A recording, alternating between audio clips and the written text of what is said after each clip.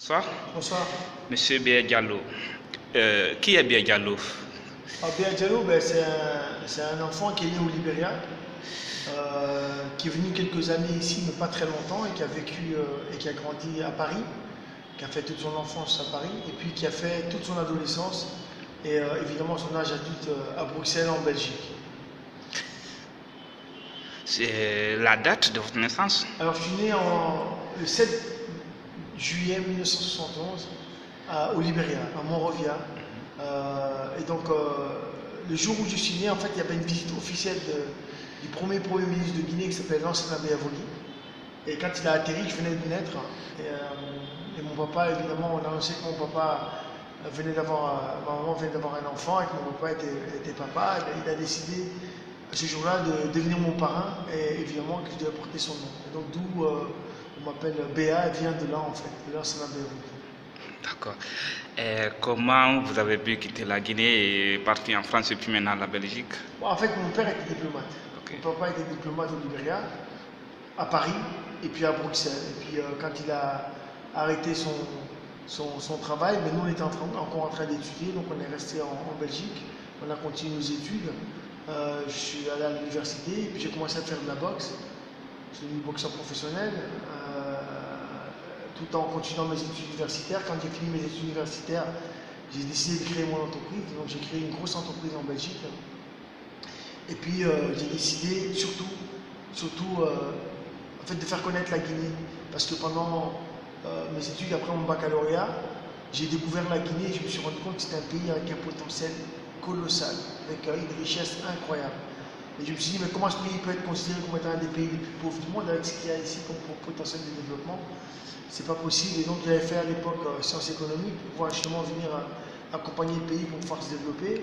Et in fine, je me suis rendu compte en fait que c'est pas à travers ça qu'on pouvait développer le pays parce que tout était détenu en fait par les politiques. Donc il fallait faire de la politique en fait réellement en Guinée pour pouvoir développer ce pays puisque tout était cadenassé. Donc je suis retourné, je voulais faire connaître la Guinée et mon objectif c'était de devenir champion du monde pour pouvoir venir en Guinée faire un combat pour justement faire émerger et faire connaître la Guinée sur une carte mondiale.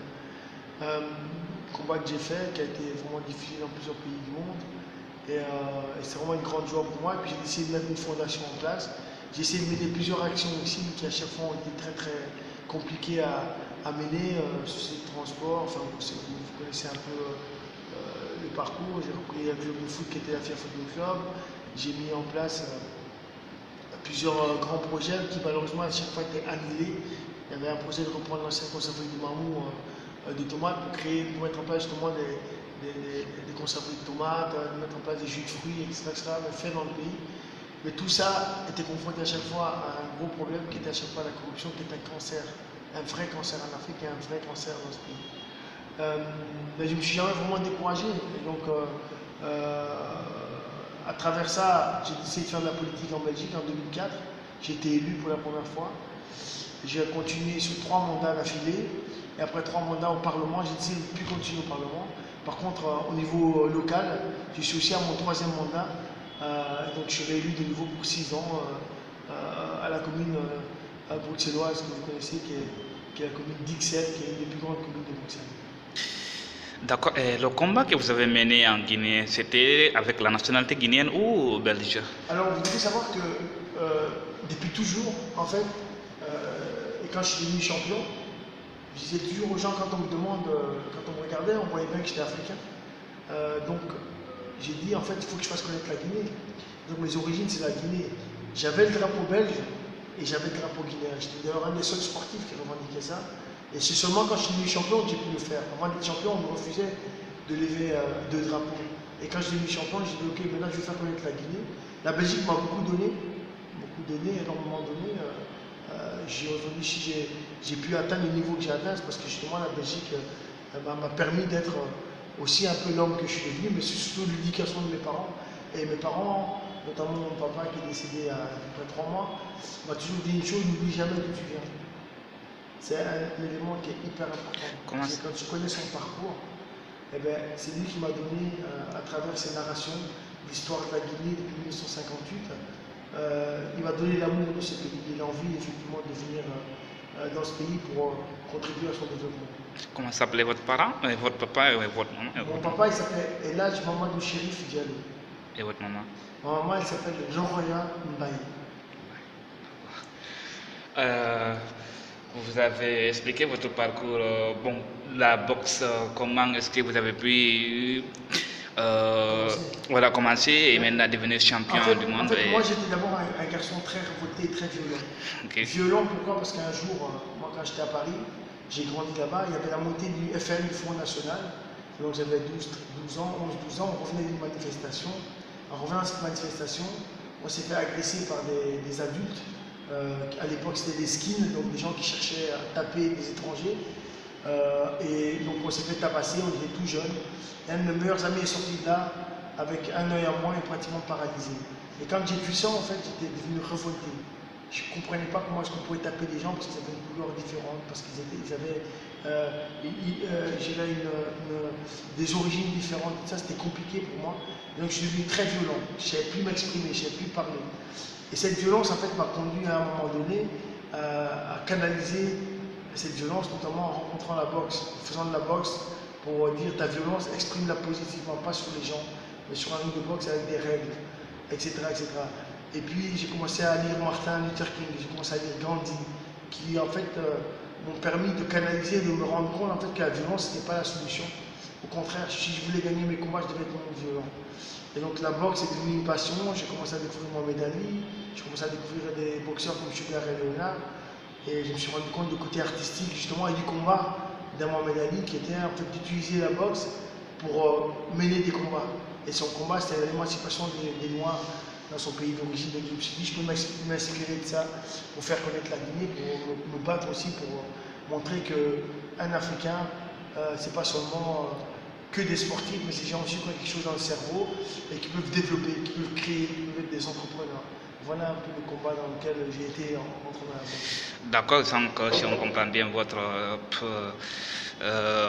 vos explications, vous avez emprunté, vous avez choisi la boxe parce que vous vouliez montrer ici qu'on pouvait mener le combat autrement contre les... Bon, en tout cas, faire le combat autrement en respectant les règles. En dehors de ce sport, quel autre sport aimez-vous? Ben, en fait, moi, j'ai tout jeune, vraiment tout jeune, quand j'étais petit à Paris, le premier sport que j'ai pratiqué, c'est le tennis. Et puis, j'ai commencé à jouer au football, comme tous les enfants. Donc, évidemment, j'aime le football. Quand on est jeune, tout le monde tape dans le ballon. J'ai joué jusqu'à l'âge de 15 ans, 16 ans. Et c'est seulement à 15-16 ans que j'ai commencé à faire de la boxe. Donc, mais, je dirais les sports, j'aime tous les sports. J'adore l'athlétisme. Moi, je pense que le sport, quand on est jeune, il faut pratiquer beaucoup de sports pour pouvoir justement à un moment donné pouvoir s'émanciper. Et le sport c'est un moyen en fait, c'est une école de la vie. Moi la boxe m'a permis de devenir l'homme que je suis, parce que je me suis rendu compte en fait que quand on monte sur un ring on fait des combats de boxe de temps en temps, mais la vie quand tu te lèves le matin c'est un combat tous les jours, tous les jours. Et c'est que ça m'a surtout montré aussi la boxe, c'est que quand on a envie de faire quelque chose, on peut y arriver, mais il faut de la détermination. Et je prends souvent l'image quand je montre les jeunes qui sont parfois désespérés, qui n'ont parfois plus envie du tout, qui pensent que tout le monde, tout est contre eux. Je leur dis, les gars, regardez le mur là-bas. Ouais, moi, je peux essayer de le traverser 10 fois, je n'arriverai pas. Mais la 11e fois, je passerai parce que ma détermination elle est beaucoup plus forte. Si tu te fixes un objectif, ben, tu peux aller le chercher. D'accord. Parlez-nous de votre carrière en boxe, votre carrière dans la boxe.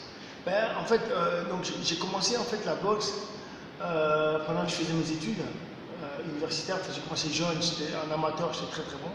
Et quand je suis arrivé à l'université, je voulais faire des études et en même temps je voulais continuer la boxe. Donc c'est très difficile de faire les deux à un très haut niveau. Et donc les premières années, évidemment, la boxe, je le faisais vraiment comme ça, par loisir. Je bougeais à gauche et à droite. Et puis quand j'ai découvert la Guinée, et que surtout je commençais à rencontrer ma femme, je me suis rendu compte en fait, que la Guinée n'était pas du tout connue. Et moi, je voulais faire de la boxe par passion, pas pour être le meilleur. Et je dis, mais en fait, le seul moyen de faire connaître la Guinée, c'est d'être le meilleur. Et donc, j'ai décidé de m'entraîner vraiment comme un vrai professionnel. Parce qu'à l'époque, je m'entraînais, j'étais à l'université, je m'entraînais de temps en temps, et j'allais boxer. Et je faisais des beaux résultats, mais je faisais quand même pas tout le temps mes combats. Et quand j'ai fini mes études, je dis, maintenant, je vais être champion. Et puis, j'ai enchaîné, j'ai été champion de Belgique, champion de Benelux, et puis j'ai été chercher un titre mondial, à la surprise de tout le monde. Et puis, quand j'ai gagné le combat, j'ai levé l'hymne national guinéen, le drapeau guinéen et belge. Et puis quand ça a été vu, je suis venu en Guinée ici et j'ai dit, je veux faire un combat ici. J'ai lancé ce défi-là au président Feu Lansana Conté à l'époque, et qui a dit si tu veux faire le combat, je mettrai toutes les conditions pour que tu puisses faire le combat. Donc moi j'ai tout mis en place pour trouver les moyens pour que le combat puisse se faire à Conakry, et c'est passé dans plus d'une quarantaine de pays en direct.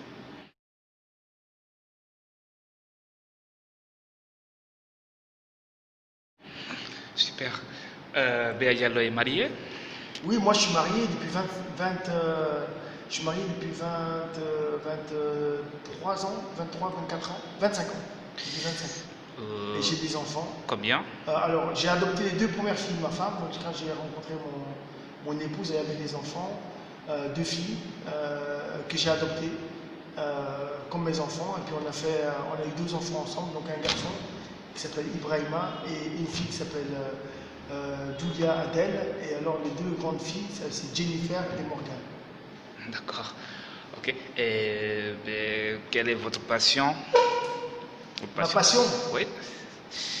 Écoutez, ma passion... Vous aimez la musique? Bon. J'adore la musique. Mais je suis éclectique. Je sais que j'aime toutes les musiques du monde. Je suis un fou dingue de la musique afro-pop. Voilà, j'aime beaucoup d'artistes et j'adore le reggae. J'ai pas l'air, même si j'ai pas de cheveux, j'adore le reggae. Et puis particulièrement Bob Marley.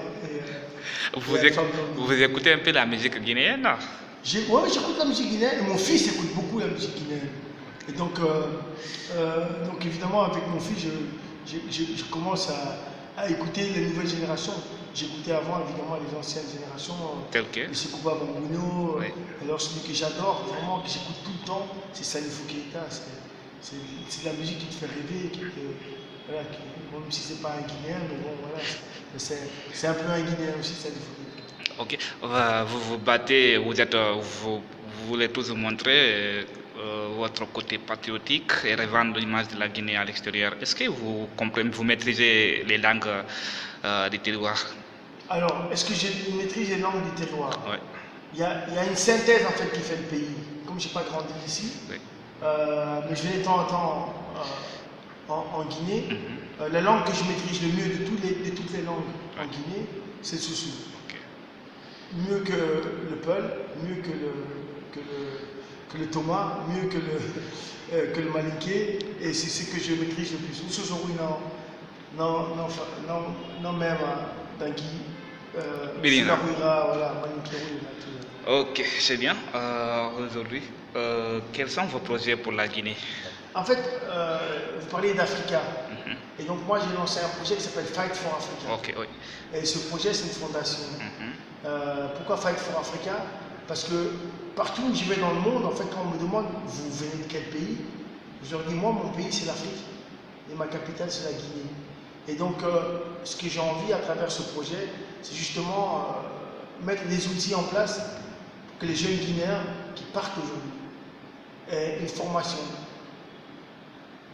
360 degrés, que ce soit dans le sport, que ce soit dans les métiers techniques, que ce soit dans les nouvelles technologies, que ce soit effectivement dans les métiers artistiques, pour qu'ils puissent créer leur emploi dans leur pays d'origine, qu'ils ne prennent plus les bateaux pour aller mourir en mer, qu'ils ne prennent plus les bateaux pour être esclaves en Libye, qu'ils ne prennent plus les bateaux pour arriver en Europe et peut-être se retrouver dans les centres fermés ou se faire renvoyer ici ou rester pendant 10, 15 ans, 20 ans, sans papier, sans aucune situation, alors que leur pays certainement a besoin d'eux pour pouvoir se développer. Mais pour ça, il faut qu'il y ait des conditions évidemment de développement qui se mettent en place pour eux. Ce projet qui s'appelle Fight for Africa, l'objectif est de mettre des centres de formation en Guinée, justement du savoir-faire, pour pouvoir accompagner cette dynamique de ces jeunes. Certains vous voient derrière vos différentes visites en Guinée et surtout vos projets comme une séduction, une ambition politique derrière. Est-ce que la politique vous tente d'être président de la République de Guinée? En fait, c'est bien votre question, elle est vraiment très intéressante. Je trouve ça dommage en fait que, alors que j'ai toujours tout fait, j'ai toujours été présent en Guinée, j'ai fait mon combat ici, j'ai mis une société de transport ici, qui était gratuit pour les étudiants et gratuit pour les personnes âgées. J'ai mis en place des actions où j'ai offert des milliers et des milliers d'ordinateurs pour les écoles. J'ai repris un club de football qui était quand même un club de football qui était presque mort. Historiquement, c'était l'Afia Football Club qui est un grand club que j'ai repris. J'ai mené plein d'actions humanitaires ici quand il y a eu Ebola. Et aujourd'hui, on parle tellement de politique que tout le monde dit ouais, il veut faire de la politique, c'est pour ça qu'il vient, qu'il fait ceci. Je trouve ça complètement ridicule. Oui, évidemment que mon rêve, c'est d'accompagner le pays à se développer. Est-ce que je dois faire de la politique pour ça? Aujourd'hui, les conditions ne sont pas mises en place pour pouvoir faire de la politique. Parce que c'est pour aller à des élections qui sont déjà complètement pipées, tu n'as aucune chance d'aller gagner des élections. Et puis, est-ce que moi, ça me tend un président? C'est pas de ça qu'on a besoin aujourd'hui. On a besoin d'hommes et de femmes compétents pour pouvoir changer le pays. Le problème dans ce pays, c'est qu'on pense toujours qu'il faut un homme pour pouvoir changer. Ce n'est pas un homme qu'il faut, c'est nous tous qui changerons le pays. Est-ce que je peux incarner ça en étant à la tête du pays? C'est possible, mais ce n'est pas ça mon ambition aujourd'hui. Mon ambition aujourd'hui, c'est de mettre les Guinéens et les Guinéennes autour d'une table pour qu'on se dise la vérité, pour qu'on se dise des vérités, pour qu'on dise qu'il y a eu des enfants qui ont été tués, que les parents puissent avoir justice, que les parents puissent faire leur deuil, et que derrière ces deuils-là, qu'on se regarde aussi, les uns les autres, non pas parce qu'on l'a tué, mais parce qu'on a fait du mal à ce pays, qu'on se dise, oui, j'ai fait du mal à ce pays. Mais je vous demande de me pardonner et qu'on puisse pardonner pour repartir dans une nouvelle dynamique et permettre à des jeunes comme vous d'avoir un véritable avenir, de gagner votre vie ici et surtout de pouvoir aller en Europe, comme les Européens viennent ici, c'est-à-dire en vacances, et vous rentrez ici parce que vous avez un travail, vous avez effectivement vos enfants qui peuvent aller dans des écoles gratuites, vous avez vos enfants qui peuvent aller dans les hôpitaux pour se soigner, et évidemment aussi qu'il y ait un véritable développement et ils ont une perspective d'avenir dans leur pays. Donc, si on vous comprend bien, pas d'ambition politique en tant que président de la République pour aider le pays d'une manière ou d'une autre à se développer, en tout cas. Si pour que le pays se développe, je dois être le président de ce pays, et si c'est la volonté de la population, ben, j'incarnerai ça. Mais ce que je dis, pour le développer le pays, ce n'est pas un homme seulement qu'il vous faut, il faut des hommes et des femmes compétents. Mais mon ambition aujourd'hui n'est pas politique. Il y a trop de gens qui ont trop d'ambition politique aujourd'hui en Guinée. Alors que le débat ne devrait pas être centré là. La Guinée aujourd'hui, pour être dirigée, elle ne devrait pas être dirigée par juste un parti ou par une personne. Ça devrait être une coalition, effectivement, des dimensions nationales qui permettraient d'accompagner ce pays pour son développement. Et si aujourd'hui il y a une union réelle, nationale, autour d'un projet commun, eh bien, la Guinée elle va avancer à une vitesse de dingue et ça va être un modèle en Afrique de développement. Quel est le secret de réussite selon vous? Le secret de la réussite, pour moi, c'est d'y croire. Ne jamais croire que c'est impossible. Ne jamais être dans le fatalisme. Ne jamais être dans le défaitisme. Mais surtout se dire, je peux rater. Je peux ne pas marquer mon goal. Mais si j'essaye, si je pense que je peux le marquer, ben je peux y arriver. Donc il ne faut jamais abandonner. Je crois vraiment que le moteur de la réussite, pour moi, c'est la détermination. C'est vraiment le flux. Je ne regarde pas ce que l'autre fait, je regarde ce que j'ai envie d'atteindre comme objectif. Alors évidemment, cet objectif que je veux chercher, ça ne doit pas être au détriment des autres. Il faut avoir un état d'esprit collectif. Aujourd'hui, beaucoup de gens sont prêts à tuer père et mère, à régner leur religion devant Dieu pour atteindre leurs objectifs. Et c'est pas ça que je passe comme message. Mon message est de dire, on croit en son avenir, eh bien, on va chercher son avenir, mais avec toutes les règles qu'il faut. C'est pour ça que j'ai fait de la boxe. Parce qu'en boxe, je ne peux pas tricher.